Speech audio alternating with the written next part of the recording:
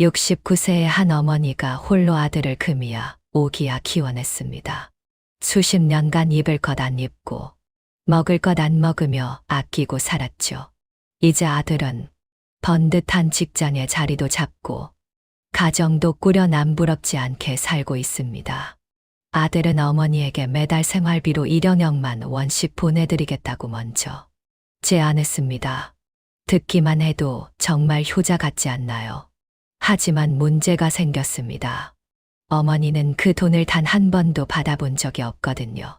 참다 못해 아들에게 전화를 걸었지만 아들은 확신에 찬 목소리로 대답합니다.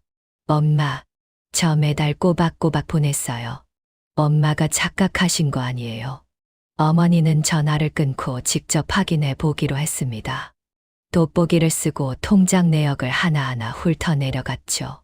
하지만 조사하면 할수록 가슴 한구석이 서늘해집니다. 이 돈은 도대체 어디로 사라진 걸까요? 정말 노인네의 기억력이 흐릿해진 걸까요? 아니면 누군가 몰래 손을 쓴 걸까요? 결국 어느 오후 어머니는 직접 은행을 찾아갔습니다. 그리고 그곳에서 확인한 보안 카메라 영상 속 인물. 어머니는 그 얼굴을 너무나 잘 알고 있었습니다. 돈보다 더 어머니를 무너지게 한 것은 그 뒤에 숨겨진 잔인한 관계의 진실이었습니다.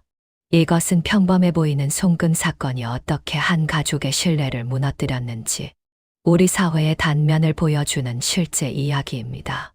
오늘 전해드릴 내용은 여러분도 결코 남 일처럼 넘기실 수 없을 겁니다. 어쩌면 우리가 믿어 의심치 않았던 효도라는 이름의 포장지가 사실은 텅 빈 수표일지도 모른다는 사실을 깨닫게 될 테니까요. 제 이름은 박순자입니다. 올해 69이고 서울 외곽에 엘리베이터도 없는 낡은 5층짜리 빌라에 살고 있습니다. 계단이 좁고 가팔라 무릎이 예전 같지 않지만 그래도 아직은 정정합니다. 장 보고 빨래하고 가계부 쓰는 일까지 모두 제 손으로 직접 해내죠. 은퇴한 지는 10년이 되었고 매달 나오는 국민연금 6억만 원이 제 생활비의 전부입니다. 넉넉하진 않지만 평생 몸에 밴 절약 습관 덕에 그럭저럭 살만합니다. 오늘은 6월 15일 연금이 들어오는 날입니다.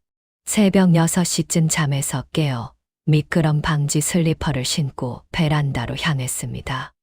빛바랜 커튼을 걷으니 아침 햇살이 비치더군요. 시원한 바람이 뺨을 스쳤지만 제 마음은 돌덩이를 얹은 듯 무거웠습니다. 식탁에 앉아 스마트폰을 꺼냈습니다. 은행 앱을 켜는 건 이제 익숙합니다. 은행 직원이 저더러 젊은 사람보다 더 빨리 배운다며 칭찬할 정도니까요. 지문 인증을 하고 계좌를 확인했습니다. 연금 6억만 원은 평소처럼 정확히 입금되어 있었습니다. 하지만 제가 정말 기다리던 그 돈, 아들 상훈이가 주기로 약속했던 생활비 1억만 원은 어디에도 없었습니다. 또 안 들어왔구나. 저는 깊은 한숨을 내뱉었습니다. 벌써 10개월째입니다. 매달 15일마다 확인하지만 결과는 늘 같았습니다. 저는 기억력이 나쁜 사람이 아닙니다. 오히려 젊은 사람들보다 더 꼼꼼하면 꼼꼼했지. 10년째 쓰고 있는 낡은 가계부에는 시장에서 산 파 한 단, 가격까지 다 적혀 있습니다. 그런 제가 착각할 리가 없지요. 가계부를 작년 7월 페이지로 넘겨보았습니다. 거기엔 상훈이 생활비 거격만 원, 시작이라고 분명히 적혀 있습니다. 그날의 기억이 생생합니다. 작년 여름, 손녀 지훈이 방학을 맞아 온 가족이 저희 집에 모였었죠. 저는 된장찌개, 고등어 조림, 나물 몇 가지를 정성껏 차려냈습니다. 식사를 마치고 베란다에서 바람을 쐬던 상훈이가 주방으로 들어와 제 손을 잡으며 말하더군요. 엄마, 저 이제 회사에서 자리도 잡고 여유 좀 생겼어요. 매달 1억만 원씩 보낼 테니까 제발 이제는 아끼지 말고 좀 쓰고 사세요. 맛있는 것도 사 드시고요. 그때 저는 그저 고개만 끄덕였지만 그날 밤 설거지를 하면서 몇 번이나 혼자 웃음이 났는지 모릅니다. 아들이 대견했고 제 노후도 조금은 편안해지겠구나 싶어 기대도 컸습니다. 그런데 오늘이 벌써 6월 15일인데 여전히 소식이 없습니다. 주방으로 가서 어제 남은 배추 반 통과 달걀 2알을 꺼냈습니다.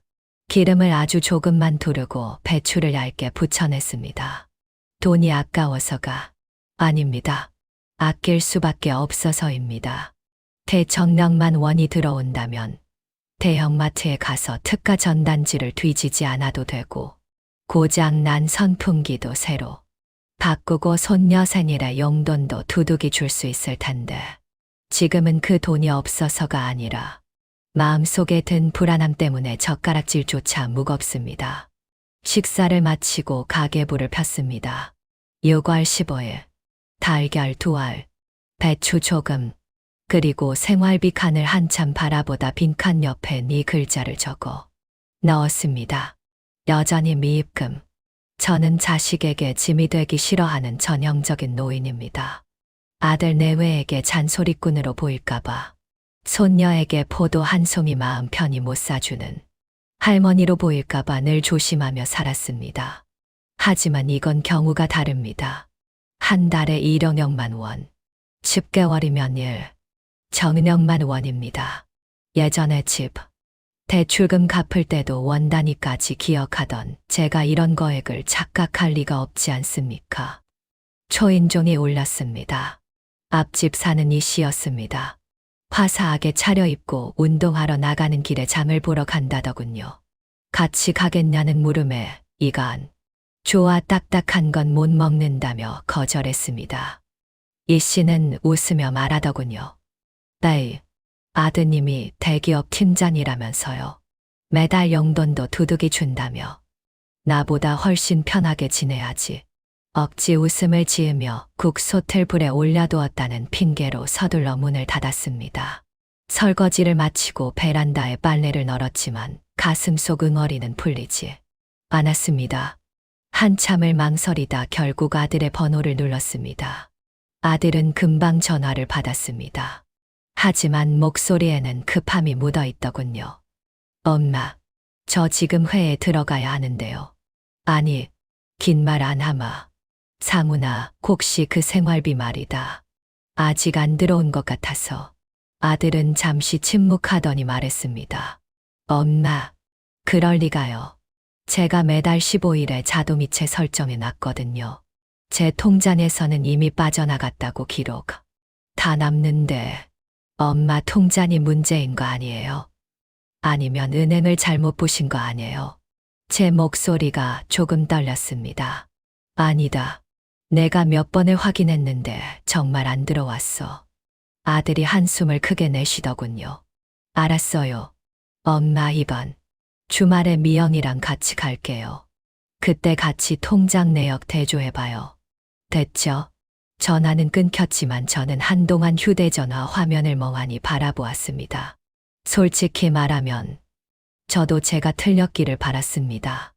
은행 전산 오류이거나 제가 모르는 어떤 복잡한 금융 절차 때문이길 바랐습니다. 하지만 10개월간의 공백이 우연일 수는 없습니다.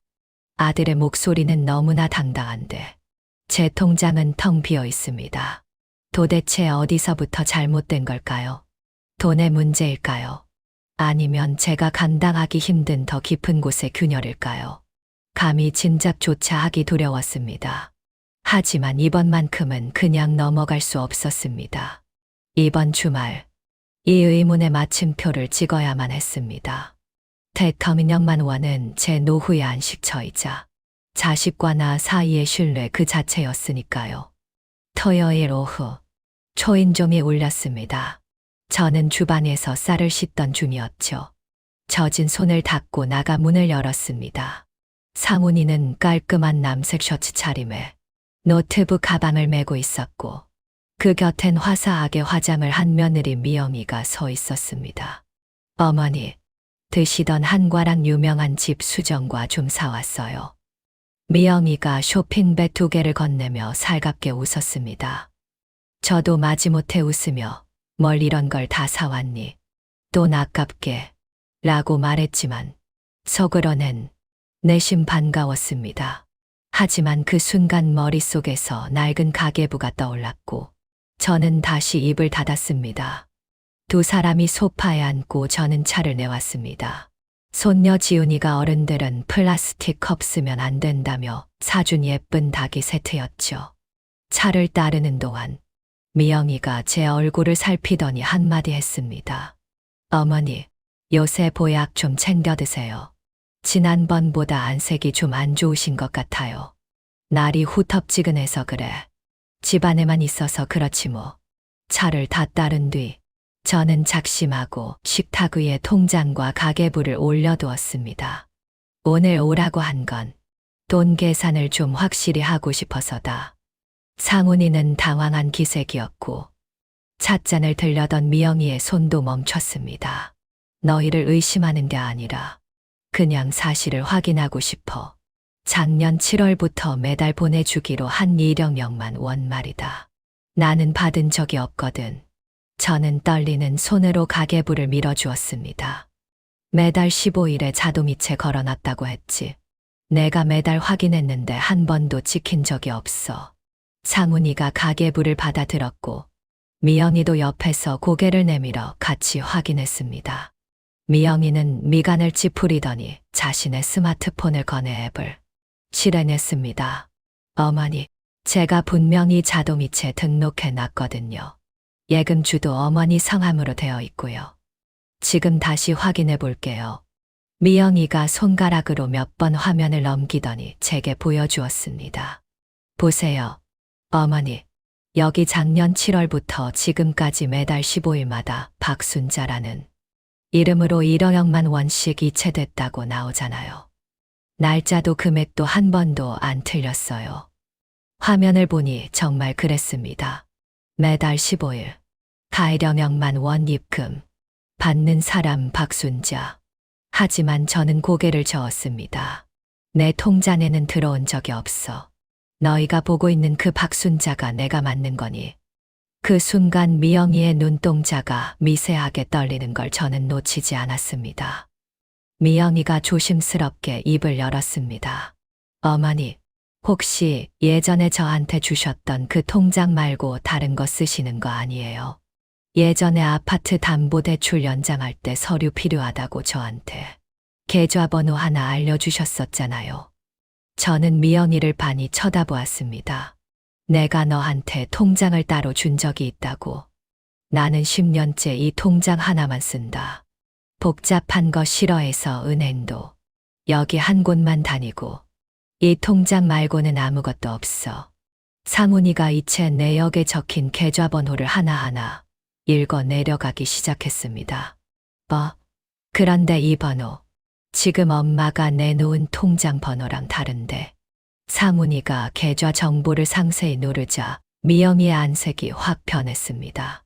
미영이는 고개를 숙인 채 입술을 깨물더니 기어들어가는 목소리로 말했습니다. 그게 예전에 제가 직접 입력했던 건데 제가 착각했나 봐요. 그 말을 듣는 순간 가슴이 덜컥 내려앉았습니다. 착각했다고? 제 목소리는 높지 않았지만 떨림을 감출 수 없었습니다. 너희는 자동이체를 걸고 계좌번호를 적으면서 그게 내 번호인지도 확인 안 했다는 거니. 그럼 지난 10개월 동안 빠져나간 1,000만 원은 대체 어디로 간 거야? 거실에는 정적만 흘렀습니다. 베란다 창문을 흔드는 바람 소리와 주방 싱크대에서 물방울 떨어지는 소리만 크게 들렸습니다. 그 소리가 마치 제 심장을 때리는 것 같았죠. 저는 화를 내려는 게 아니었습니다. 그저 10개월 동안 혼자 끙끙 앓으며 참아왔던 그 서러움이 한꺼번에 터져나온 것뿐이었습니다. 당황한 상훈이가 서둘러 일어났습니다. 엄마, 일단 진정하세요. 제가 지금 바로 은행 고객센터에 전화해서 이 계좌가 누구 건지 확인해 볼게요. 상훈이는 전화를 하러 베란다로 나갔습니다. 저는 미영이를 가만히 바라보았습니다. 미영이는 제 시선을 피하며 연신 스마트폰만 만지작거렸습니다. 어머니, 정말 죄송해요. 저는 당연히 어머니 건 줄 알았어요. 상훈 씨가 예전에 알려준 번호라고 생각해서 저는 아무 말도 하지 않았습니다. 머릿속에 작년 명절 때 미영이가 주방 구석에서 누군가와 몰래 통화하던 모습이 스쳐 지나갔습니다. 그때는 대수롭지 않게 넘겼던 일들이 갑자기 불길한 예감으로 다가왔습니다. 잠시 후 상훈이가 어두운 표정으로 들어왔습니다. 엄마, 상담원이 그러는데 계좌 명의는 박순자가 맞대요. 그런데 자세한 내용은 본인이 직접 신분증 들고 은행에 와야 확인할 수 있다고 하네요. 내일 아침 일찍 저랑 같이 은행 가요. 가서 다 확인해 봅시다. 저는 고개를 끄덕였지만 이미 손끝은 차갑게 식어 있었습니다. 화도 나지 않았고 눈물도 나오지 않았습니다. 다만 내가 평생을 믿어온 내 아들과 며느리가 나도 모르는 내 이름의 통장을 만들어 어딘가로 돈을 돌리고 있었을지도 모른다는 사실이 제 심장을 갈기갈기 찢어놓는 것 같았습니다. 다음 날 아침, 해가 뜨기도 전에 잠에서 깼습니다. 눈을 뜨자마자 머릿속을 채운 건 그 정체불명의 통장이었습니다. 제가 10년 넘게 한 계좌만 써왔다는 건 은행 직원들도 다 아는 사실입니다. 그런데 제 이름으로 된 또 다른 통장이 있다니요. 비번을 3번만 틀려도 가슴이 철렁 내려앉는 노인네가 제 이름으로 된 계좌가 생기고 그곳으로 거액의 돈이 오가는 걸 몰랐다는 건 말이 안 됩니다. 저는 30년 동안 학생들에게 자기 이름 석자를 소중히 여기라고, 이름에는 책임이 따르는 법이라고 가르쳤던 사람입니다. 그런데 정작 제 이름이 제 허락도 없이 쓰이고 있었다니 수치심이 밀려왔습니다. 아침 8시 정각, 상훈이가 도착했습니다. 저는 이미 옅게 화장을 하고 단정한 옷으로 갈아입은 뒤였습니다. 가방 속에는 신분증과 기존 통장을 꼼꼼히 챙겨 넣었죠. 제 비장한 모습을 본 상훈이는 긴장한 눈치였습니다. 엄마, 너무 걱정 마세요. 별일 아닐 거예요. 걱정 안 한다. 확인하러 가는 것뿐이야. 제 단호한 말투에 아들은 입을 다물었습니다. 미영이는 갑자기 회사에 급한 일이 생겼다며 오지 않았습니다. 어제는 같이 가겠다더니 그 비겁한 뒷모습이 자꾸만 마음에 걸렸습니다. 은행으로 가는 차 안에서 우리 모자는 한마디도 나누지 않았습니다. 창밖으로 바쁘게 움직이는 사람들을 보며 저는 가방끈을 꽉 쥐었습니다. 은행에 도착해 번호표를 뽑고 순서를 기다렸습니다. 상훈이는 연신 휴대폰을 확인하며 제 눈치를 살폈습니다. 드디어 제 차례가 되었습니다. 박순자 고객님, 이쪽으로 오세요. 창구 직원은 친절했습니다. 신분증과 통장을 건네자 몇 번 자판을 두드리더니 고개를 끄덕였습니다. 네, 고객님. 이 통장은 2009년부터 사용하신 게 맞고요. 현재 정상 상태입니다. 그거 말고 혹시 제 명의로 된 다른 계좌가 또 있나요? 작년 3월쯤에 만들어진 거요. 직원의 눈썹이 살짝 올라갔습니다. 다시 자판을 두드리는 소리가 한참 이어졌고 직원의 표정이 묘하게 변했습니다. 확인되었습니다. 박순자 고객님 명의로 된 계좌가 하나 더 있네요. 2023년 3월 18일에 개설되었습니다. 저희 지점에서 VIP 대리인 개설 서비스를 통해 만들어진 계좌입니다. 심장이 덜컥 내려앉았습니다. 저는 그런 통장을 만든 적이 없습니다. 곁에 서 있던 상훈이가 다급하게 물었습니다. 대리인이요? 그게 어떻게 가능하죠? 당시 서류나 누가 왔었는지 확인할 수 있습니까? 직원은 곤란한 표정을 지으며 대답했습니다. 개인정보와 대리 절차에 관한 일이라 지점장님이 계신 VIP 상담실로 안내해 드리겠습니다. 거기서 자세히 설명해 드릴게요. 잠시 후 깔끔한 정장 차림의 여 지점장이 저희를 맞이했습니다. 박순자 고객님, 이쪽으로 모시겠습니다. 최 지점장이 안내를 받아 VIP 상담실로 들어갔습니다. 문이 닫히는 순간 방 안의 공기가 무겁게 내려앉는 기분이었습니다. 조회 결과 이 계좌는 고객님 명의가 확실합니다. 개설 당시 신분증 사본과 서명 날인이 포함된 위임잔이 제출되었고요. 저희 은행 우수 고객들을 대상으로 하는 간소화 절차를 통해 만들어졌습니다. 당시 담당자였던 김 대리는 지난 4월에 퇴사한 상태고요. 최 지점장은 차분하게 모니터를 돌려 보여주었습니다. 다행히 당시 영업점 보안 카메라 영상이 남아 있습니다. 본인이 직접 오셨는지 아니면 대리인이 오셨는지 확인해 보시겠습니까? 현기증이 났습니다. 제가 언제부터 은행에서 떠받드는 우수 고객이었다고 이런 특별 대우를 받으며 계좌가 만들어졌을까요? 기가 막혔지만 꾹 참고 고개를 끄덕였습니다. 잠시 후 모니터에 영상이 떴습니다. 화질은 꽤 선명했습니다. 화면 속에는 체구가 가냘픈 중년 여성이 상담석에 앉아 있었습니다. 마스크와 모자를 깊게 눌러쓰고 신분증과 서류를 내밀고 있더군요. 카메라를 정면으로 보지는 않았지만 그 여자가 입고 있는 베이지색 트렌치코트와 목에 걸린 금목걸이가 제 시선을 붙들었습니다. 복자가 새겨진 순금 펜던트. 재작년 상훈이 생일에 제가 해준 선물이었습니다. 아들은 남자가 이런 걸 차기 쑥스럽다며 미영이에게 잘 어울릴 것 같다고 넘겨줬던 바로 그 목걸이였습니다. 펜던트 뒷면에는 제가 직접 맡겨서 새긴 순자라는 작은 글씨까지 있었습니다. 화면 속 여자는 제가 아니었습니다. 저는 떨리는 손으로 화면을 가리켰습니다. 저 사람 저 아닙니다.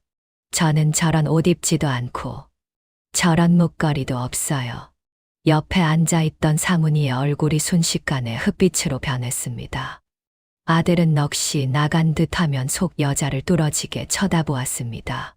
엄마, 정말 아니에요. 내 목소리 안 들리니? 저건 내가 아니야. 나는 이 지점에 와본 적도 없고 이런 계좌를 만든 적은 더더욱 없어. 최 지점장의 표정도 엄숙해졌습니다. 알겠습니다. 은행 차원에서 정식으로 조사를 진행하고 법무팀을 통해 책임을 명확히 하겠습니다. 다만 영상만으로는 신원 확인에 한계가 있을 수 있으니 경찰에 정식으로 신고하시는 것을 권장합니다. 저는 대답 대신 고개만 끄덕였습니다.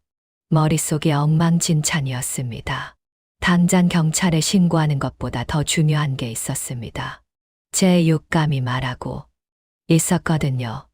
이건 단순한 은행의 실수도, 단순한 배달 사고도 아니라는 걸요. 그 목걸이가 그 여자의 목에 걸려 있었던 게 과연 우연일까요? 상훈이를 쳐다봤습니다. 아들은 이를 악물고 있었고 관자놀이에는 땀방울이 맺혀 있었습니다.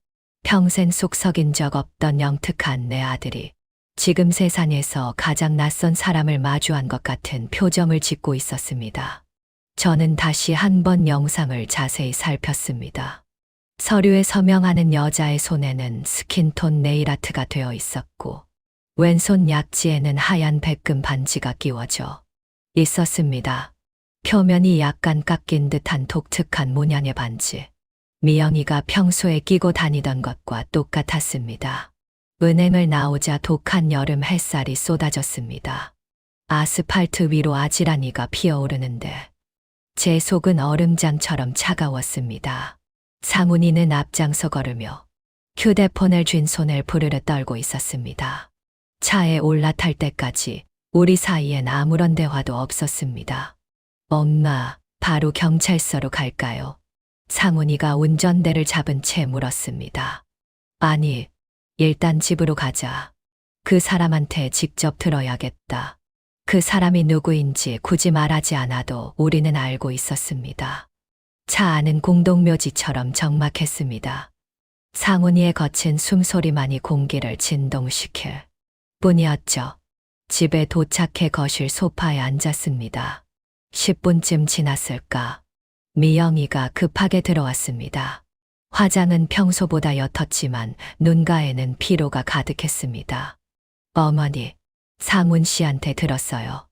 은행 다녀오셨다면서요. 대체 무슨 일이래요? 통장에 문제가 있는 거예요. 미영이는 아무것도 모른다는 듯 호들갑을 떨며 제 옆에 앉으려 했습니다. 저는 차가운 눈길로 미영이를 쳐다보며 앉으라고 손짓했습니다. 상훈이가 낮은 목소리로 하지만 분노를 꾹꾹 누르며 입을 열었습니다. 미영아, 엄마 명의로 가짜 계좌가 만들어졌대. 작년 3월에 오늘 은행 가서 CCTV다 보고 왔다. 거기 찍힌 여자 우리가 아주 잘 아는 사람이더라. 미영이의 미간이 미세하게 떨렸습니다. 무슨 소리야? 가짜 계좌라니. 어머니가 예전에 알려주신 번호로 계속 보낸 거 아니었어? 저는 헛웃음이 나왔습니다. 내가 언제 너한테 계좌번호를 줬니? 미영이는 당황한 듯 상훈이를 쳐다봤습니다. 아니, 당신이 어머니한테 받아서 나한테 적어준 거 아니었어? 당신이 어머니가 그 계좌로 받고 싶어 하신다고 그랬잖아. 상훈이가 버럭 소리를 질렀습니다. 내가 언제? 나는 당신이 어머니랑 얘기 다 끝냈다고 번호 주길래 당연히 그런 줄 알았지. 미영이의 눈동자가 갈 곳을 잃고 흔들리기 시작했습니다. 고개를 숙이고 손가락만 만지작거리더군요. 그게 내가 착각했나 봐. 워낙 오래전 일이라. 오늘 우리가 본 영상 속 여자는 내 생일에 엄마가 사준 그 금목걸이를 하고 있더라. 네 손가락에 끼워진 그 반지랑 똑같은 걸 끼고 말이야. 제가 쐐기를 박듯 말했습니다. 미영이는 결국 고개를 들지 못했습니다. 어머니, 그게 목소리는 이미 울음 섞인 가느다란 떨림으로 변해 있었습니다. 내 이름으로 계좌를 만들어서 10개월 동안 형형만 원을 가로채는 동안 너는 단 한 번도 양심의 가책을 안 느꼈니? 내가 그 돈을 기다리는 걸 뻔히 알면서 밥 한 끼 마음 편히 못 먹고 아끼는 걸 보면서 어떻게 그럴 수가 있어? 미영이는 바닥에 주저앉아 울음을 터뜨렸습니다. 어머니, 가칠은 어머니, 정말 죄송해요. 죽을 죄를 지었어요. 사실은 제 동생 미선이가 사채를 써서 집이 경매에 넘어가게 생겼었어요. 부모님께는 차마 말씀 못 드리고 당장 큰 돈은 필요하고 제 명의로는 대출도 안 나와서 정신이 나갔었나 봐요. 미영이는 상훈이의 바지가랑이를 붙잡고 빌었습니다. 당신한테 말하면 이혼하자고 할까봐 무서웠어. 어머니 생활비로 일단 급한 불만 끄고 나중에 적금 타면 한꺼번에 채워 넣어드리려고 했단 말이야. 정말이야. 저는 그 울음소리를 묵묵히 듣고 있었습니다. 미여와, 너는 참 똑똑한 아이다. 내가 가계부만 쓸 줄 알지. 은행 업무는 서툴다는 걸 잘 알았겠지. 내가 굳이 확인하지 않을 거라는 믿음. 그리고 내가 너를 믿는다는 그 마음을 이용한 거구나. 거실은 다시 정적에 휩싸였습니다. 밖에서는 동네 개 짖는 소리가 들려왔고 상훈이는 석상처럼 굳어 있었습니다. 아들은 바닥을 뚫어지게 노려보다가 한마디를 툭 내뱉었습니다. 당신이 나한테 한 건 단순한 거짓말이 아니야. 내 어머니의 노후를 훔친 거고 내 신뢰를 도려낸 거야. 저는 자리에서 일어나 주방으로 향했습니다. 물 한 컵을 떠서 마시려다 그대로 내려놓았습니다. 손끝이 여전히 떨리고 있었거든요. 미영아, 내가 받고 싶었던 건 돈이 아니라 너희들의 진심이었다. 잃어버린 돈은 다시 벌면 되지만 깨진 믿음은 무엇으로 붙이겠니? 그날 오후 분명 햇살은 밝았는데 집안은 온통 잿빛인 것만 같았습니다. 구석구석에서 먼지가 일어나 벽과 식탁, 옷 위로 내려앉는 기분이었죠. 그리고 그 먼지는 제 마음속 가장 깊은 곳까지 내려앉았습니다.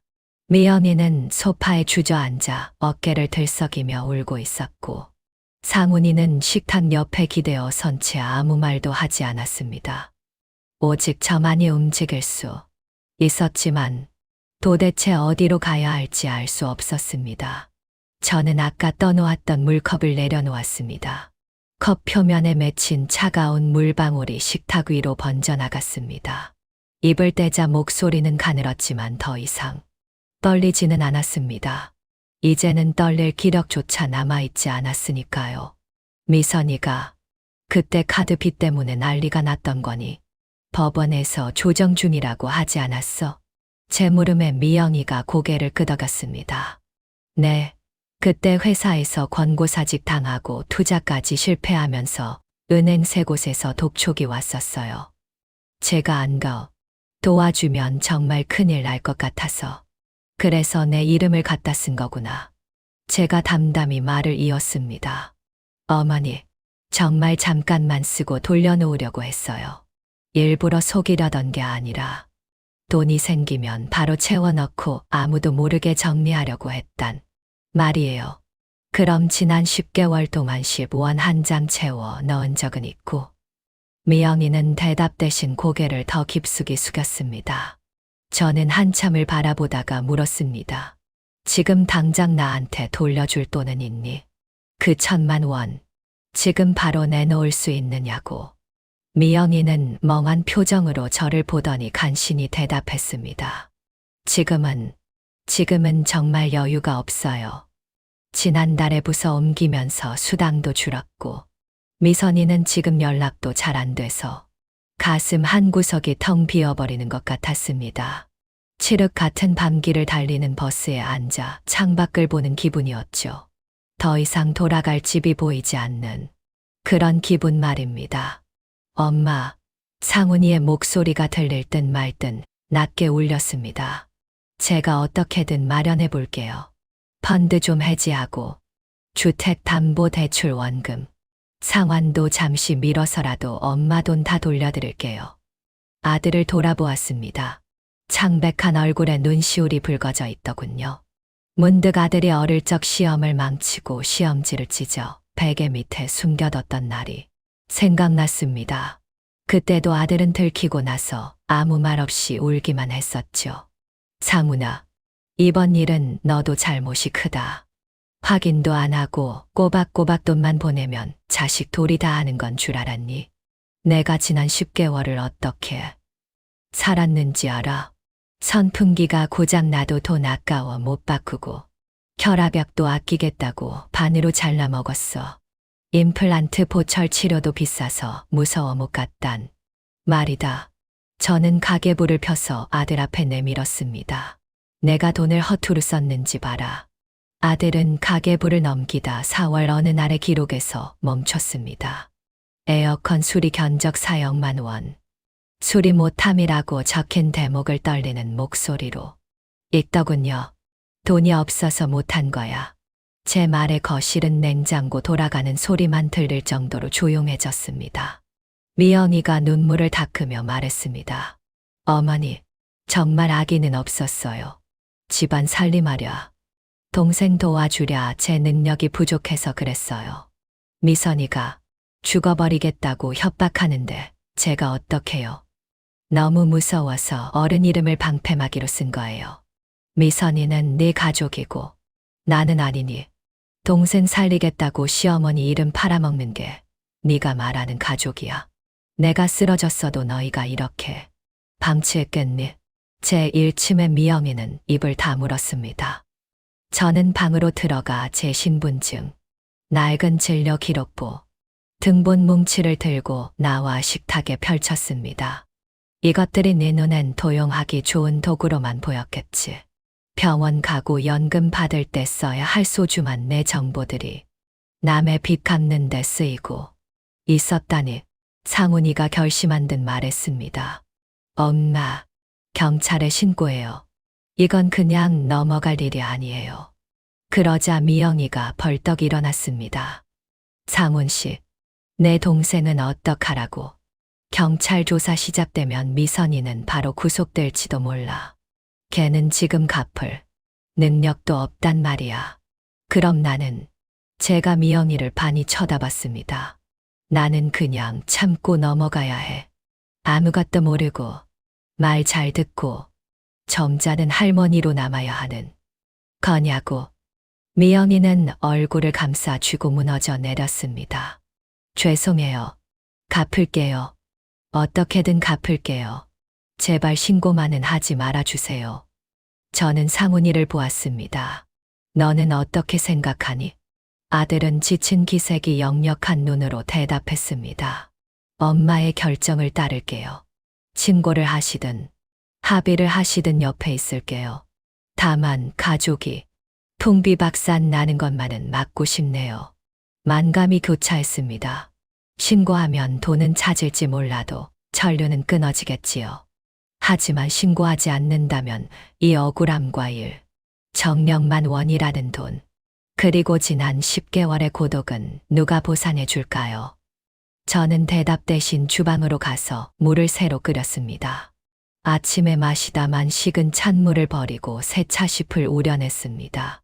물 끓는 소리가 요란하게 들리는 가운데 저는 솟아오르는 하얀 김 옆에 손을 가만히 대고 있었습니다. 문득 제가 교사 시절 마지막 수업 때 칠판에 적었던 문구가 생각나더군요. 사랑받는 사람이 되는 것보다 옳은 일을 하는 사람이 되는 것이 더 중요하다. 그때는 제자들에게 했던 말인데 오늘은 제 자신에게 들려주었습니다.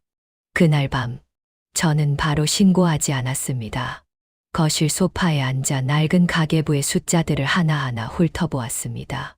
평생을 10원 한 장 아껴가며 살았는데 정작 제 이름이 남의 빚 갚는 데 쓰였다는 사실이 너무나 허만했습니다.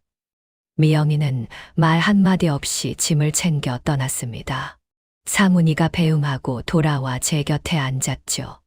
아들은 재촉하지 않았습니다. 제가 이 밤을 스스로 견뎌내야 한다는 걸 아는 모양이었습니다. 엄마, 내일 일단 변호사 사무실이나 무료 법률 상담소라도 가볼까요? 꼭 고소하려는 게 아니라 어떻게 해결하는 게 좋을지 물어라도 봐요. 상훈이가 아주 조심스럽게 말했습니다. 다음 날 아침, 우리는 집 근처 법률 구조공단을 찾았습니다. 상담관은 저희 사연을 듣더니 메모를 멈추고 안경을 고쳐 썼습니다. 박순자 씨, 타인이 본인의 도매 없이 명의를 도용해 계좌를 개설한 것은 명백한 사문서 위조 및 행사, 그리고 사기죄에 해당할 수 있습니다. 하지만 가족 간의 일이라 친족상도례가 적용될 수도 있고 무엇보다 아드님이 입금한 돈이라 법적 책임 소재가 복잡해질 수 있어요. 형사처벌보다는 민사상 손해배상이나 법원 조정을 통해 돈을 돌려받는 절차를 밟는 게 현실적일 수 있습니다. 책임선이 모호하다는 뜻이었습니다. 제가 누구인지 알고 동생 때문이라는 동기도 알지만 그를 감옥에 보내고 싶지는 않았습니다.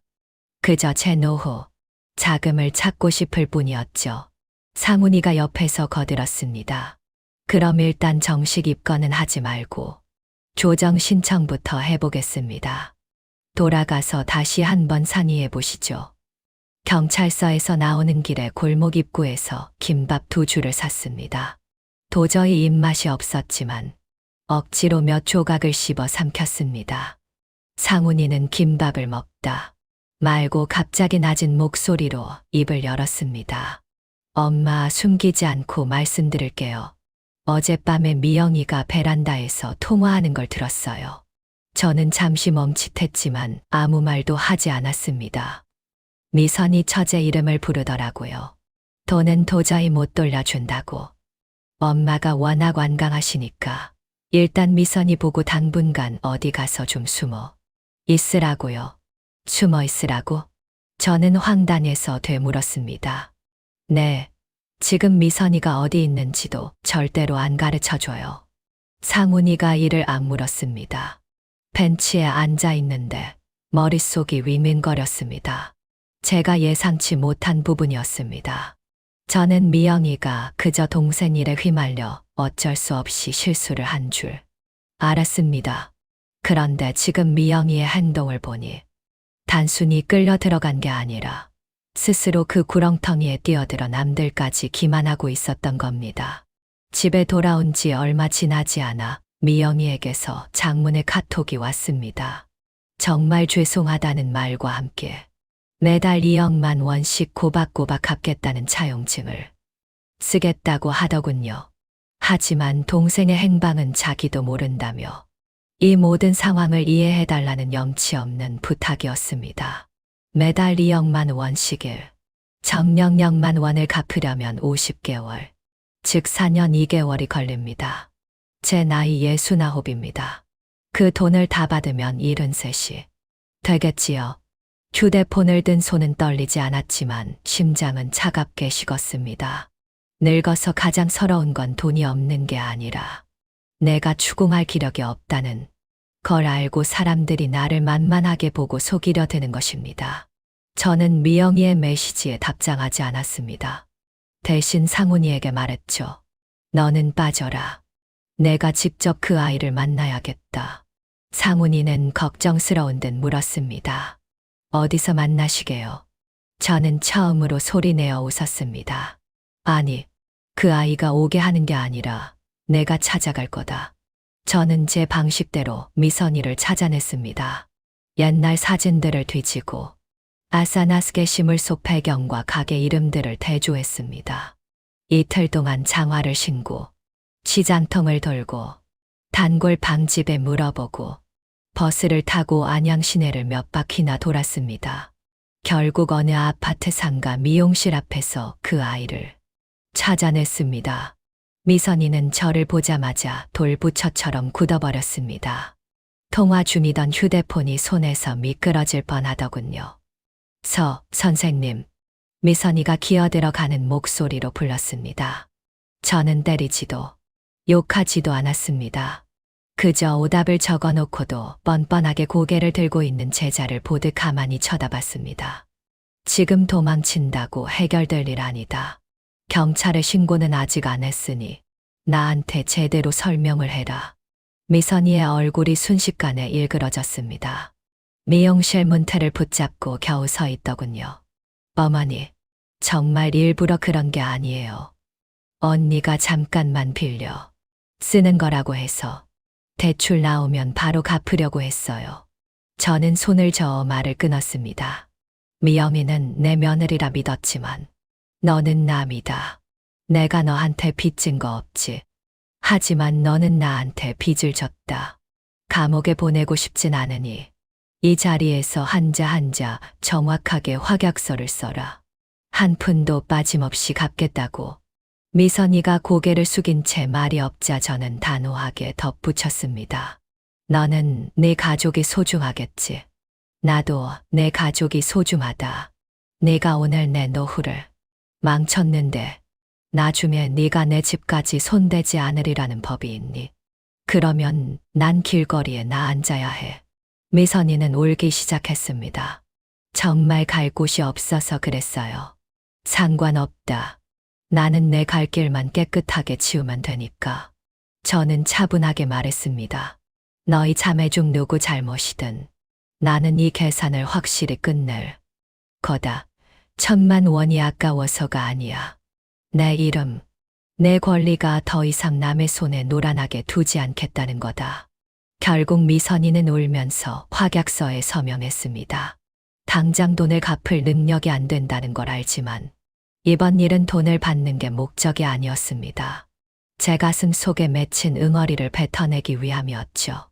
그래야 나중에 죽을 때 제 이름 석자라도 온전히 지킬 수 있을 것 같았습니다. 경찰에 고소하는 대신 저는 법원의 가사조정 절차를 밟기로 했습니다. 조정이라는 건 가족끼리 서로 참아 못했던 말 하면 싸움만 날 것 같은 그 복잡한 속사정들을 제3자 앞에서 다 털어놓는 과정입니다. 조정실은 어느 구청 3층에 있었습니다. 연한 녹색 벽지가 병원 복도 같더군요. 조정관은 60 남짓한 인자한 인상의 남성이었습니다. 옛날 학교 다닐 때 훈육 선생님 같은 느낌이었죠. 그날 미영이는 일찍 와 있었습니다. 제가 들어서니 이미 테이블 반대편에 앉아 있더군요. 아이보리색 정장을 입고 옅게 화장을 한 모습이 절대로 기죽지 않겠다는 의지처럼 보였습니다. 며느리 옆에는 서류 뭉치가 두툼하게 쌓여 있었습니다. 상훈이는 제 옆에서 내내 침묵을 지켰습니다. 아들의 눈빛은 예전보다 훨씬 깊고 어두워져 있었습니다. 두 여자 사이에 끼어 이러지도 저러지도 못하는 아들을 보니 문득 가슴이 아릿했습니다. 조정관이 헛기침하며 입을 열었습니다. 자, 오늘은 금전 거래와 책임 소재를 명확히 하러 모였습니다. 양측 다 준비되셨습니까? 저는 고개를 끄덕였고 미영이도 조용히 고개를 숙였습니다. 먼저 제 발언 차례가 되었습니다. 저는 처음부터 끝까지 서두르지 않고 차분하게 말했습니다. 제 명의를 도용한 사실, 통장을 본 적도 없다는 것, 그리고 10개월 동안 생활비를 한 푼도 받지 못했다는 것까지요. 상훈이는 옆에서 이체 내역과 은행 CCTV 증거를 보충 설명했습니다. 박순자 씨는 며느리인 박미영 씨에게 가로챈 일, 정식만 원을 전액 반환하라는 입장이신 거죠? 조정관이 확인했습니다. 네, 맞습니다. 형사처벌을 원하십니까? 저는 고개를 저었습니다. 일이 커지는 건 원치 않습니다. 다만 제 돈을 돌려받고 싶을 뿐입니다. 이제 미영이의 차례였습니다. 처음엔 목소리가 떨리더니 금세 평정을 되찾더군요. 어머니의 인적사항을 도매 없이 사용한 건 인정합니다. 신뢰를 저버린 점 정말 죄송하게 생각해요. 하지만 제 개인을 위해서가 아니라 동생을 살리기 위해서였습니다. 너무 다급해서 앞뒤를 가릴 처지가 아니었어요. 미영이는 티슈를 꺼내 눈가를 훔쳤습니다. 이미 상환 계획서는 작성해 왔습니다. 매달 4명만 원씩 무이자로 갚아 나가겠습니다. 어머니, 제발 한 번만 기회를 주세요. 조정관이 저를 보며 물었습니다. 박순자 씨, 이 제안을 받아들이시겠습니까? 저는 바로 대답하지 않았습니다. 가방에서 낡은 가계부를 꺼내 작년 7월 페이지를 펼쳤습니다. 그리고 한자 한자 소리내어 읽어 내려갔습니다. 2023년 7월 15일. 국민연금 6억만 원 입금. 상훈이 생활비 미입금. 비고 상훈이가 자동이체했다고 함. 8월 15일. 미입금. 9월 15일. 미입금. 페이지를 한 장씩 넘길 때마다 조정씨라는 정적으로 가득 찼습니다. 제 목소리는 크지 않았지만 단호했습니다. 낭독을 마친 뒤 저는 미영이를 똑바로 쳐다봤습니다. 이건 단순히 돈의 문제가 아니다. 신뢰의 문제야. 평생 법 없이도 살 줄 알았던 내가 이 나이에 내 며느리 손에 이름과 서명을 도용당했다는 사실이 나를 무너지게 한다. 내가 학생들을 가르칠 때 이름은 자기 자신의 뿌리라고 가르쳤는데 정작 내 뿌리가 뽑혀 나가는 줄도 모르고 살았구나. 저는 깊은 한숨을 내쉬었습니다. 너를 미워하는 게 아니다. 내 자신을 원망하는 거야. 돈이 어디로 갔는지 한 번 물어보지도 못한 내 바보 같은 성격이 원망스러워. 혹시라도 우리 집 화목이 깨질까봐. 네가 나를 귀찮게 생각할까봐. 좋은 시어머니 소리 듣고 싶어서 입을 다물었던 내가 밉다. 제 목소리가 조금씩 커졌습니다. 그런데 그 결과가 이거니? 내가 10개월 동안 말 잘 듣는 착한 시어머니 노릇하는 동안 너희는 나만 빼고 맛있는 거 먹으러 다니고 새 차 뽑으면서도 나한테는 말 한마디 없었지. 내가 임플란트 치료비가 무서워서 치과문 앞까지 갔다가 돌아온 적이 몇 번인 줄 아니? 아들이 대기업 팀장인데 돈 없어서 치료 못 받는다는 소리 들을까봐 자식 얼굴에 침 뱉는 것 같아서 혼자 끙끙 앓았단 말이다. 참아왔던 눈물이 결국 터져 나왔습니다. 상훈이가 제 손을 잡으려 했지만 저는 손을 저어 거절하고 스스로 눈물을 닦아냈습니다. 조정관이 가느다란 한숨을 내쉬며 물었습니다. 박미영 씨, 시어머니께 마지막으로 하실 말씀 있습니까? 미영이는 한참 동안 말이 없었습니다. 그러다 결국 떨리는 목소리로 입을 뗐습니다. 어머니, 정말 죄송합니다. 미영이는 자리에서 일어나 저를 향해 깊숙이 고개를 숙였습니다. 제가 정말 잘못했습니다. 저는 담담하게 고개를 끄덕였습니다. 사과는 받으마. 하지만 오늘부터 생활비는 네가 아니라 상훈이가 보낼 거다. 그리고 내가 지정한 계좌로만 받을 거야. 네가 가져간 1,000만 원은 매달 약속한 날짜에 입금해라. 네 동생이랑 어떻게 나누든 그건 내가 상관할 바 아니다. 만약 석 달 이상 입금이 늦어지면 그때는 정말 법대로 할 생각이다. 조정관이 덧붙였습니다. 박순자 씨, 법원 예치금 계좌를 통해 관리받는 법적 신탁 제도를 이용하시겠습니까? 저는 웃으며 고개를 저었습니다. 아니요, 괜찮습니다. 내 아들을 믿으니까요. 그 순간 옆에 있던 상훈이의 눈시울이 붉어지는 걸 보았습니다. 조정실을 나오자 눈이 부실 정도로 햇살이 내리쬐고 있었습니다. 눈을 가늘게 뜨고 하늘을 올려다보니 가슴을 짓누르던 커다란 돌덩이가 조금은 가벼워진 기분이었습니다. 제가 이긴 것도 대단한 승자가 된 것도 아니었습니다. 저는 그저 이름섭자의 품격을 지키고 싶었던 69의 노인이었을 뿐입니다. 조정이 끝난 지 며칠 지나지 않아 제 계좌로 큰 금액이 입금되었습니다. 1,000만 원. 단 1원도 틀리지 않은 정확한 액수였습니다. 이체 내역에는 생활비 보상, 엄마 죄송해요 라고 적혀 있더군요. 알림 문자를 확인하던 그날 아침, 저는 베란다에서 빨래를 널고 있었습니다. 바람에 흔들리는 빨랫감 사이로 쏟아지는 햇살이 마치 춤을 추는 것 같았습니다.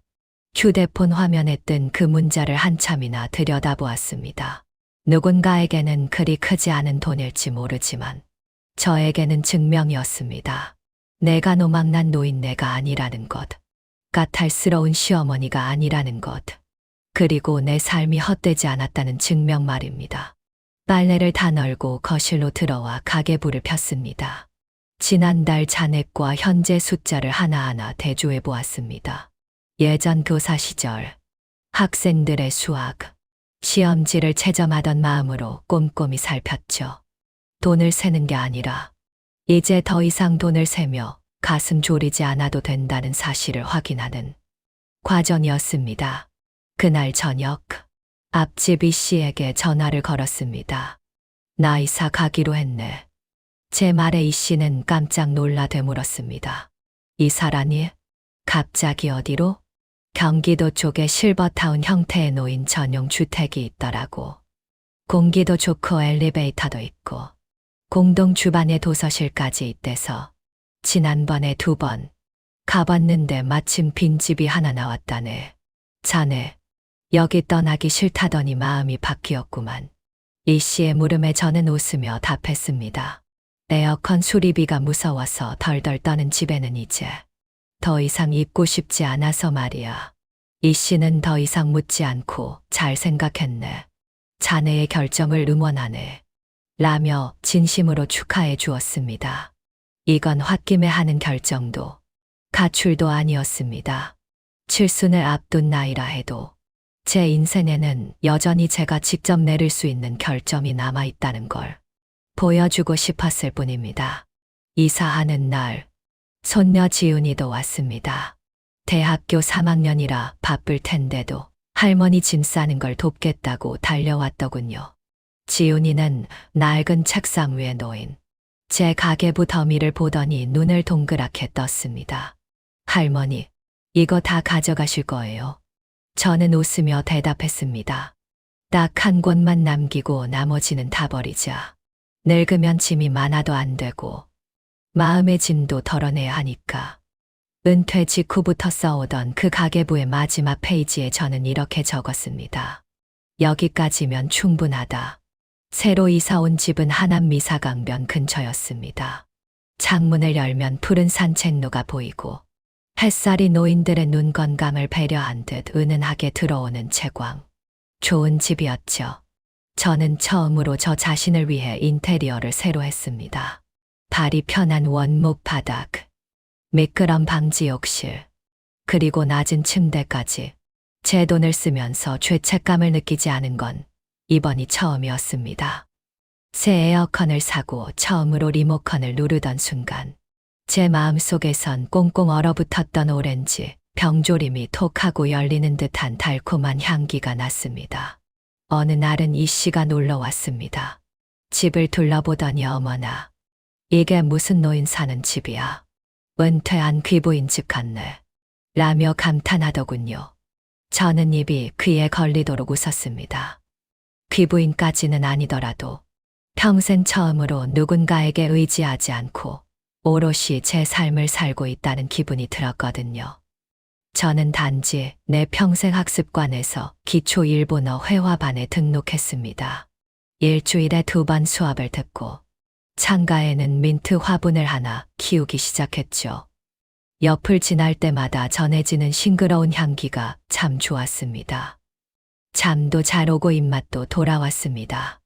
미연이의 상환금은 약속대로 매달 4명만 원씩 꼬박꼬박 입금되었습니다.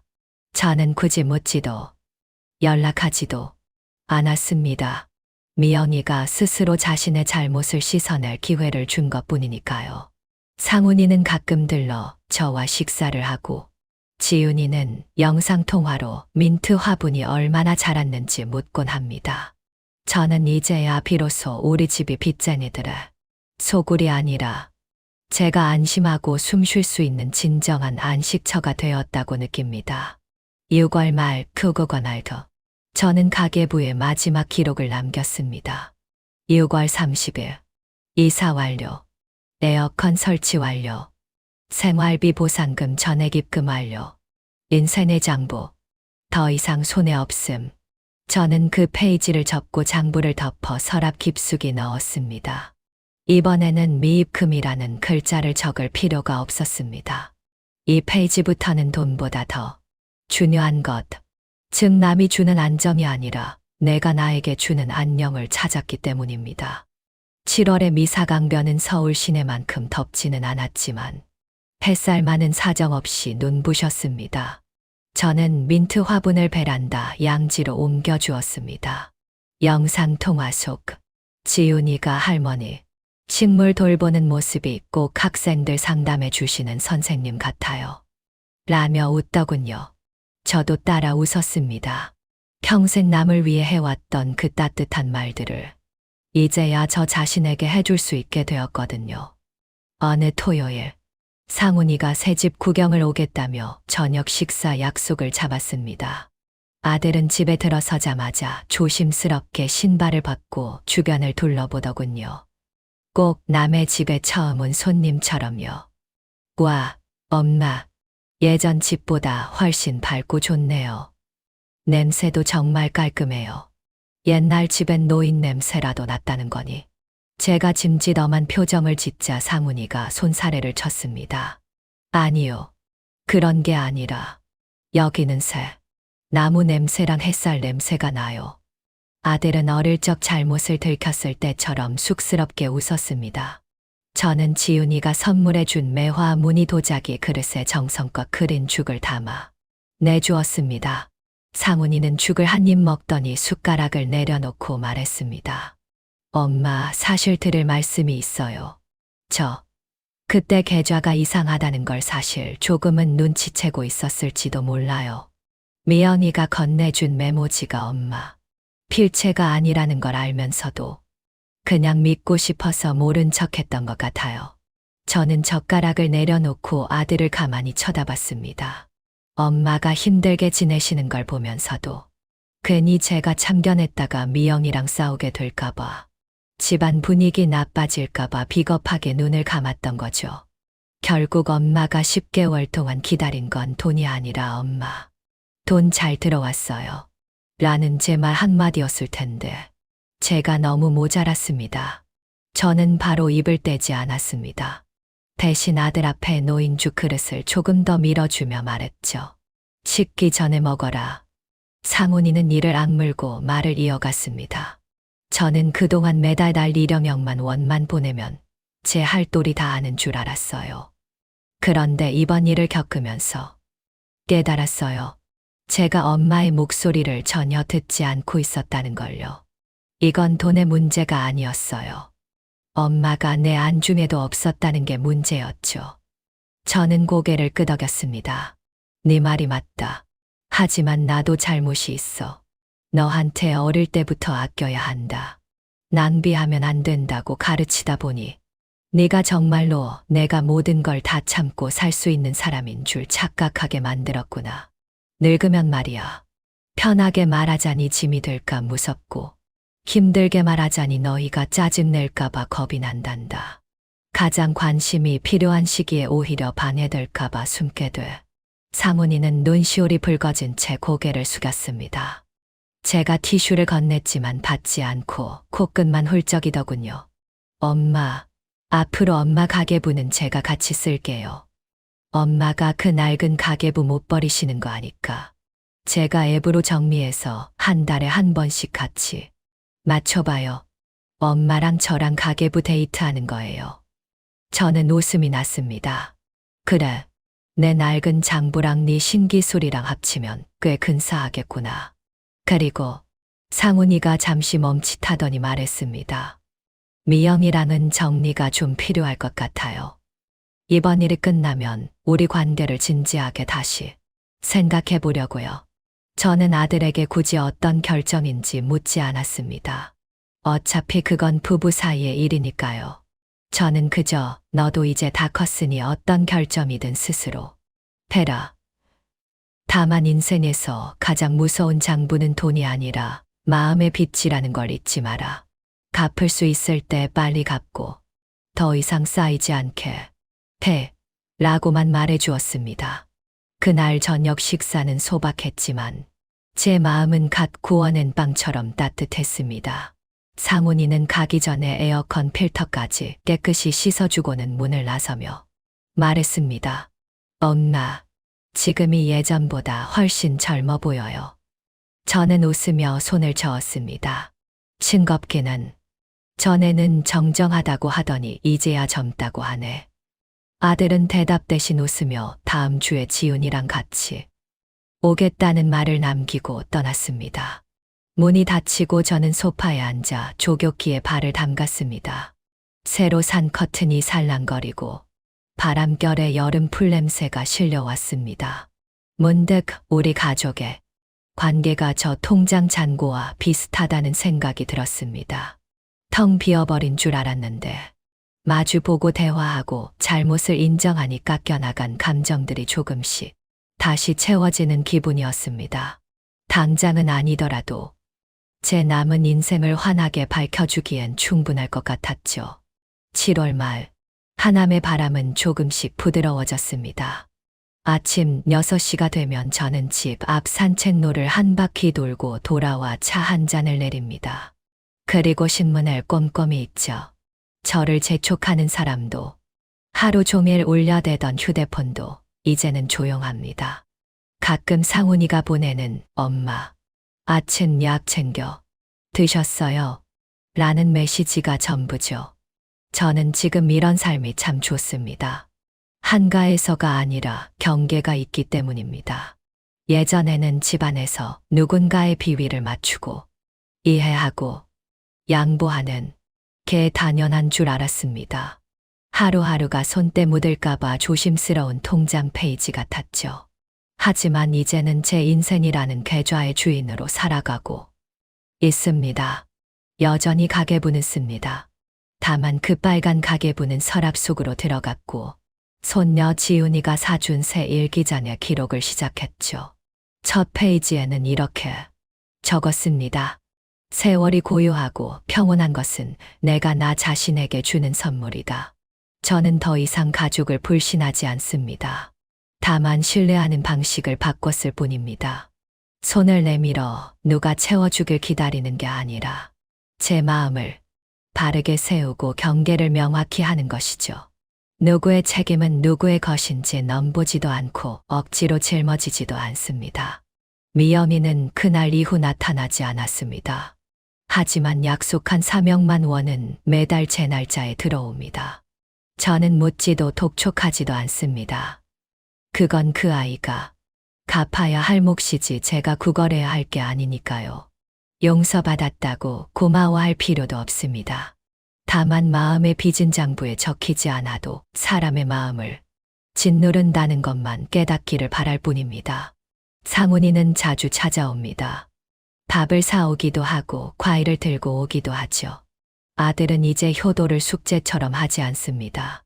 전기세는 얼마 나왔는지, 에어컨은 잘 돌아가는지 묻는 게 그의 일상이 되었습니다. 그가 지난 10개월의 공백을 메우려 애쓰는 걸 알지만 저는 이미 보상을 바랄 필요가 없습니다. 제가 진짜 원했던 건 지금처럼 기꺼이 찾아와 마음을 나누는 그 모습 자체였으니까요.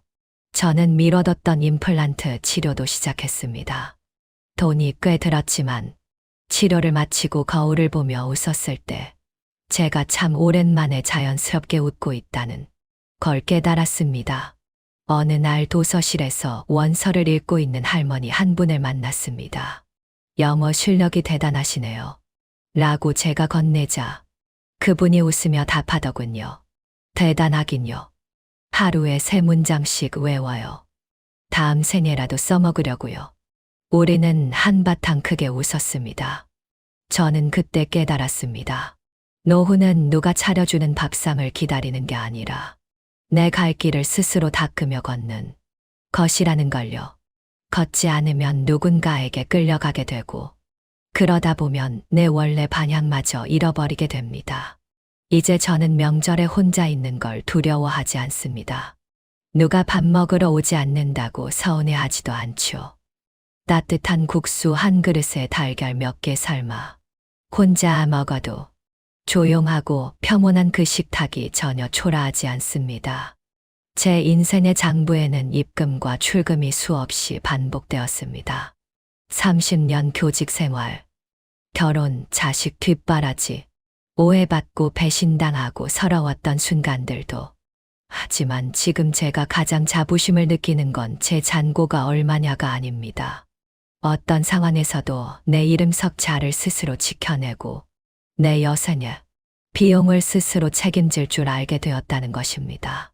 제 인생의 계좌는 이제 적자도 빚도 없습니다. 낡은 장부를 덮어 책상 한켠에 밀어두고 책상 위에 쌓인 햇살을 털어냅니다.